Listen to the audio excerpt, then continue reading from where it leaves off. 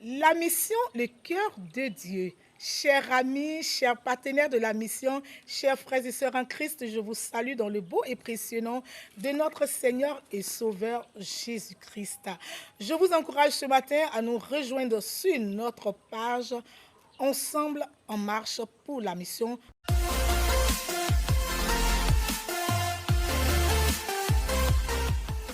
Tous les mardis, tous les vendredis, notre rubrique Lumière du monde, celle de la terre est encore au programme. Le pasteur chargé de nous apporter les exhortations est déjà prêt. C'est pourquoi je vous encourage de vous installer, de liker, de partager. Et vous qui n'êtes pas encore abonnés, abonnez-vous et que le Seigneur soit glorifié. Shalom, à très bientôt. Bonne écoute à tous et à Bonjour mesdames et messieurs, bonjour chers frères et chères sœurs, bonjour chers internautes, vous qui nous suivez sur notre page Ensemble en marche pour la mission. La rubrique est Lumière du monde, celle de la terre. Nous tournons notre texte de ce jour en 1 Thessaloniciens chapitre 1, versets 1 à 3. Dans ce texte, Paul encourage les Thessaloniciens, il leur dit qu'il rend grâce à Dieu. Il est reconnaissant à Dieu pour l'œuvre de leur foi, pour donc, le travail de leur amour et pour la patience de l'espérance ou dans l'espérance dont ils font preuve.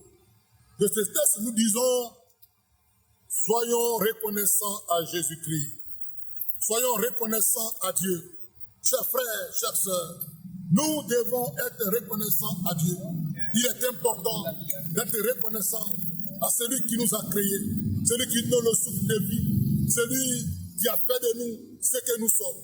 Soyons reconnaissants à Dieu. C'est très important d'être reconnaissant à Dieu. Quels sont donc les mobiles de cette reconnaissance à Dieu? Quels sont les mobiles de notre reconnaissance à Jésus-Christ? Premièrement, l'œuvre de notre foi. Chers frères et chères sœurs, la foi que nous professons a besoin donc de preuves, a besoin d'œuvres, a besoin d'actes concrets. C'est très important. La foi a besoin d'actes et d'œuvres concrètes. Et cela est important pour tout enfant de Dieu. Cela est important pour tous ceux qui confessent le nom de Jésus-Christ. La foi que nous manifestons en Jésus-Christ doit donc produire des œuvres. Et c'est pour cela que nous avons besoin d'être reconnaissants au Seigneur. Oui, nous avons la foi. Le Seigneur a permis que nous puissions le connaître, nous puissions être sauvés. Et aujourd'hui, nous confessons notre foi, notre vie chrétienne en Jésus-Christ. Nous confessons appartenir à Jésus-Christ. Et la foi que nous devons avoir doit avoir des œuvres, des actions. Quand nous sommes enfants de Dieu, nous devons avoir une foi qui manifeste les œuvres. Que notre foi manifeste les œuvres en Jésus-Christ. Que notre foi manifeste les œuvres en Jésus-Christ. Car Jésus est notre sauveur. Jésus est notre Dieu. Jésus est celui qui nous a sauvés et sortis de tout ce qui est donc des œuvres de ce monde pour qu'aujourd'hui nous soyons enfants de Dieu. Et pour cela, tu dois rendre gloire à Dieu car le Seigneur t'a sauvé. Aujourd'hui, tu vis ta foi. Oui, aujourd'hui, tu es chrétien. Tu acceptes le Seigneur. Et cela est important d'être reconnaissant à Dieu pour ce qu'il a fait pour toi. Deuxième mobile de notre reconnaissance à Dieu, c'est le travail de notre amour.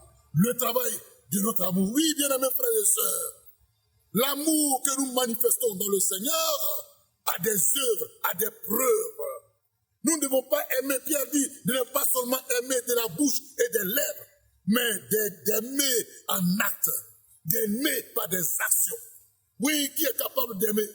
Si ce n'est pas le Seigneur qui nous permet d'aimer, est-ce que l'homme peut aimer facilement sans l'action de Jésus, sans l'action de Dieu? C'est le Seigneur qui nous permet d'aimer quelqu'un, d'aimer un frère, d'aimer une sœur, d'aimer même notre mari, notre femme. L'amour réel que nous manifestons dans ces relations conjugales relève de l'action de Dieu et de la puissance de Dieu. Le travail donc de notre amour, que l'amour que tu manifestes puisse avoir donc des actions concrètes, des actes concrets. Ne dis pas que j'aime seulement, mais il faut que cet amour-là puisse être concret et réel.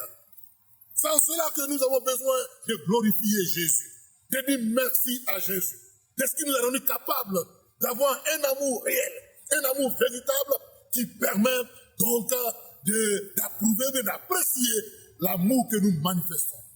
Et enfin, Paul dit qu'il rend grâce à Dieu pour la patience dans l'espérance.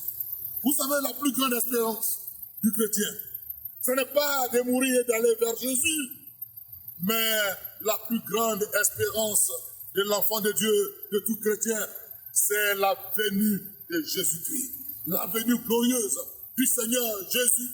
Jésus revient bientôt. Jésus revient. Il est le sauveur du monde. Jésus est le roi des rois. Et donc, la patience dans cette espérance-là, nous devons donc dire merci au Seigneur. Car nous attendons le glorieux retour de Jésus. Nous attendons que Jésus revienne du ciel, des cieux, du ciel, pour prendre son peuple, pour prendre ceux qui espèrent en lui. Oui, bien-aimés, en tant que chrétiens, nous espérons dans le Seigneur. Nous espérons dans le retour de Jésus. Nous espérons dans cela et nous patientons. Vous savez, patienter appelle à l'endurance. La patience appelle à l'effort. Oui, c'est cela. La patience appelle à l'endurance. Et c'est cela, celui qui patiente, plutôt, il est donc endurant. Et nous devons donc patienter dans l'espérance du retour de Jésus. C'est pourquoi Habakkuk 2:3, il dira, c'est une prophétie dont le temps est déjà fixé. Si elle tarde, attends-la, car elle s'accomplira certainement. La prophétie du retour de Jésus va s'accomplir, que tu le veuilles ou pas, que tu sois prêt ou pas, Jésus revient bientôt. Et c'est ce que tout chrétien, tout enfant de Dieu attend. C'est ça notre espérance. Et nous sommes patients. Qu'est-ce que tu espères de Dieu? Qu'est-ce que tu attends de Dieu? Je t'en prie, il faut patienter. Il faut attendre, il faut s'attendre à Dieu. C'est vrai que le diable, lui, il te promet tout ce qu'il te donner. Mais quand le diable te donne, il t'arrache. Qu'est-ce que le diable peut donner?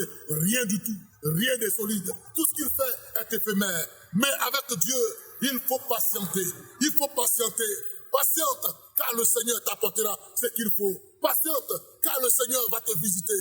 Patiente, car le Seigneur va accomplir ce qu'il a promis pour ta vie. Oui, voici les raisons pour lesquelles l'enfant de Dieu que nous sommes, nous devons rendre gloire et grâce à Dieu. Rends grâce à Dieu pour la foi. Rends grâce à Dieu pour l'amour. Grâce à Dieu pour donc la patience dans l'espérance du glorieux retour de Jésus-Christ. C'est sur ces paroles que nous voulons vous dire que le Seigneur vous bénisse, que sa grâce repose sur vous et que sa main vous soutienne. Vous étiez donc ensemble en marche pour la mission. La rubrique, c'est Lumière du monde, celle de la terre. Que Dieu vous bénisse et que chacun de vous soit reconnaissant à Jésus-Christ. Amen.